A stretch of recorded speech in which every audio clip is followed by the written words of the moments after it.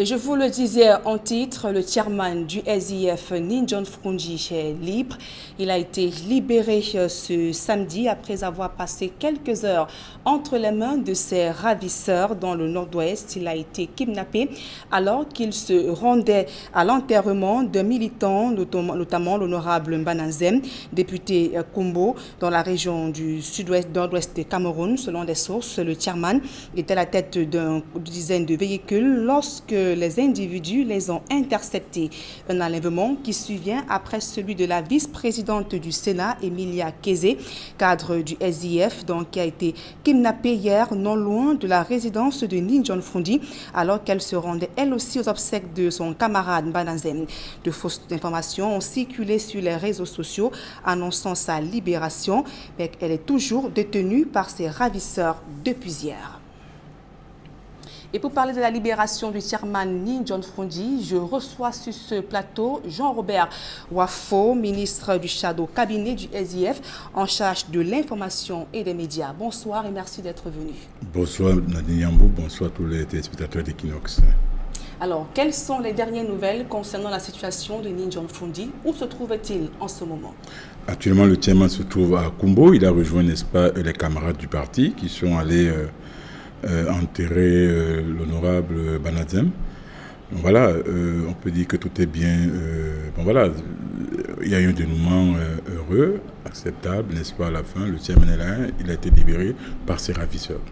Alors que les obsèques de l'honorable Mbanazem se déroulaient notamment à Kumbo, les nouvelles sur le kidnapping de Nin John Frunji se sont répandues comme une traînée de poudre. Que s'est-il réellement passé ce samedi?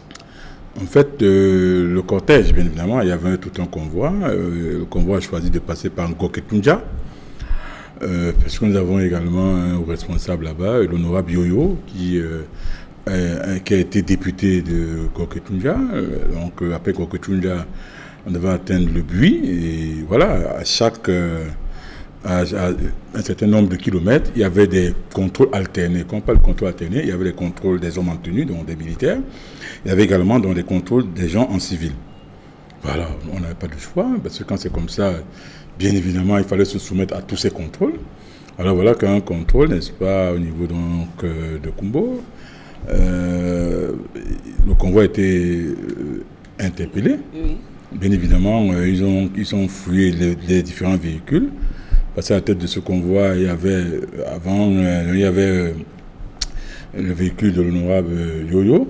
Après, il y avait le corbillard, le chairman Nin John Frunji, le véhicule du défunt qui transportait, n'est-ce pas, la défunte. Voilà. Oui. Donc, ils ont contrôlé tout le monde. Quand ils sont arrivés donc, au niveau... Après, ils sont revenus vers le véhicule du chairman. Ils ont sommé le chairman de les suivre. Alors il y a eu de la résistance, c'est alors qu'ils ont tiré en l'air et puis le convoi n'avait plus de choix. Ils ont exigé que le véhicule du chairman les suive. Alors ils sont allés avec le chairman qui était accompagné, qui était avec 4 personnes dans le véhicule, dont son chauffeur et le camarade membre du NEC, Joseph Atekwana, et puis un autre camarade. Bon voilà, donc... Et en d'ailleurs, en raison du contexte sécuritaire difficile, y avait-il des dispositions particulières pour le passage du convoi du chairman? Mais je vous dis, c'est une situation difficile, c'est-à-dire extrêmement difficile que vivent les populations du nord-ouest et même d'ailleurs du sud-ouest. Voyez-vous, je me dois donc à la vérité de dire que le pire, on aurait pu assister au pire si le convoi avait été accompagné par les militaires. Pourquoi? Par les hommes en tenue. Parce qu'effectivement, quand ils ont contrôlé, ils sont mis donc à contrôler, n'est-ce pas, les différents véhicules. S'ils avaient trouvé un homme en tenue en civil, mais en civil, donc un militaire en civil, alors là, le pire aurait certainement été enregistré. Bon voilà. Donc ils ont contrôlé, ils se sont rendus compte que bon voilà, il n'y avait pas d'homme en tenue et tout ce qu'ils avaient à faire, c'était quoi? C'était de demander au convoi du chairman donc de les suivre. Il y a eu résistance, mais quand ils ont tiré les coups de feu en l'air... Y avez-vous des informations précises sur les ravisseurs ainsi que leur motivation? Non, mais nous n'appartenons pas à la sécurité de l'État pour savoir de quoi ça retournait.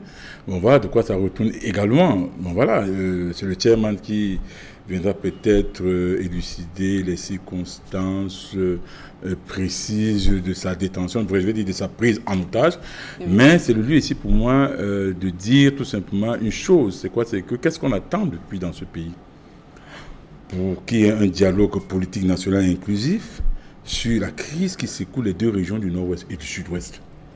Mais imaginez-vous, si le chairman, à la suite de cette prise d'otage, le chairman avait été assassiné, que n'aurait-on pas observé dans ce pays? Non, je pense pour ma part que ceux qui nous gouvernent, ceux qui sont à Yaoundé et qui nous gouvernent, doivent prendre conscience de ce que nos populations, nos compatriotes dans les régions du Nord-Ouest et du Sud-Ouest vivent un drame insoutenable.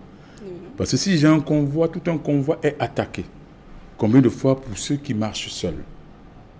Donc voyez-vous, c'est le lieu ici, n'est-ce pas, pour moi également de remercier le camarade, le maire de Kumbo, John Evaritus, qui a joué un rôle extrêmement important. Justement, parlant des négociations, quelles sont les négociations que vous avez entreprises pour la libération du chairman du SIF? Non, mais écoutez, nous savons très bien, bref, nous savons évidemment que le maire John Evaritus a joué un rôle extrêmement important. Oui. Parce que bien évidemment, il est maire de Kumbo. Et voilà, c'est-à-dire qu'il fallait à tout prix éviter qu'un clash ne suive. Les détails, je ne saurais, n'est-ce pas, vous le dire ici, pour ne pas mettre également un certain nombre de personnes en insécurité, encore que, précisément, moi, en ce qui me concerne, je n'ai pas les détails, n'est-ce pas, de cette affaire.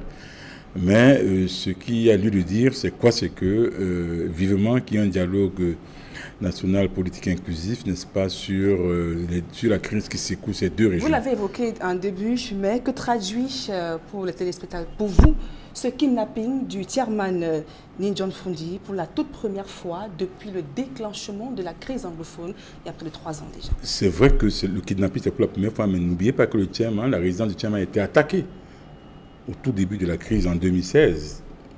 Oui, son domicile avait été attaqué, à Tarikon même, son domicile donc à Tarikon avait été attaqué. Et c'est le lieu pour moi. Et hier également, vous avez signalé, n'est-ce pas, le kidnapping de la sénatrice Emilia. Oui. Donc, c'est pour vous dire, si déjà des hautes personnalités sont attaquées, ça veut, donc il y a lieu de craindre le pire. Et je pense pour ma part qu'il est encore temps, parce que visiblement, les preneurs d'otages, cette prise d'otage qui a condamné, bien sûr, mais on a l'impression que les preneurs d'otages sont en train de donner des signaux permanents. C'est vrai que ça va poser donc le problème de faut-il négocier avec ou pas, oui, avec les séparatistes ou pas, mais pour ma part, je pense que si on peut mettre sur pied un mécanisme qui permet d'éviter qu'il y ait un mort supplémentaire, je pense qu'il faut l'implémenter. Oui. Parce qu'un mort de plus sera toujours un mort de trop. Vous nous rassurez que le chairman se porte bien? Oui, à l'heure où je vous parle, il se porte très bien. Donc il se porte bien. C'est clair que quand on a vécu une situation pareille, c'est pas facile qu'on se remette, mais les informations que j'ai en ma possession font état de ce qu'il est avec les cadres du parti. Il est là, il est serein et bien évidemment, le moment venu, il choisira, n'est-ce pas, le temps qui lui convient pour s'exprimer sur cette affaire. Ça, c'est clair, mais une fois de plus, le SDF a une pensée pour ceux qui ont prié pour que le pire ne survienne pas. Le SDF a également une pensée, n'est-ce pas, pour tous ceux qui ont, n'est-ce pas, contribué à un dénouement heureux de cette situation, qu'il soit du parti ou pas. Bon voilà, donc je dis, cette affaire de prise d'otage du chairman devrait amener, n'est-ce pas, le régime de Yaoundé à réfléchir au moins par 9 fois. Et vous avez des nouvelles sur le cas d'Emilia Kézé, toujours détenue? Mais bon, maintenant, nous allons faire un communiqué là-dessus. Oui. Pour le moment, hier, on nous a d'abord fait comprendre qu'elle avait été libérée. Bon, ben ensuite, il y a eu, comment je peux dire, il y a eu des gens, il a dit qu'il y a eu un démenti. Oui. Par la suite, les gens ont encore fait état de ce qu'elle était toujours maintenue. Et voyez-vous, nous communiquerons là-dessus dans les plus brefs délais. Mais ce qui est sûr, c'est quoi? C'est que le simple fait de la retenir, de la prendre en otage, de prendre une personnalité de cette importance, je vous rappelle qu'elle est vice-présidente du Sénat. Oui. J'ai dit, ça traduit, n'est-ce pas, l'insécurité dans laquelle baignent les populations du Nord-Ouest et du Sud-Ouest. Et je dis une fois de plus, il ne sert à rien de bomber le torse. Il faudrait que le régime de Yaoundé suive, n'est-ce pas, les solutions de sortie de crise qui lui sont proposées parce que, voyez-vous, aujourd'hui sur le Nord-Ouest, le Sud-Ouest, demain, il risque d'avoir un effet domino, n'est-ce pas, dans d'autres régions qui sont limitrophes, encore qu'on nous signale déjà que du côté du littoral de Banga et de Mombo, que la situation est déjà préoccupante de ce côté, et que du côté de l'Ouest, au niveau donc, de Babadjou et de Bafoussam, bon voilà, il ne faudrait pas qu'on passe d'une situation préoccupante à une situation extrêmement inquiétante et incontrôlable.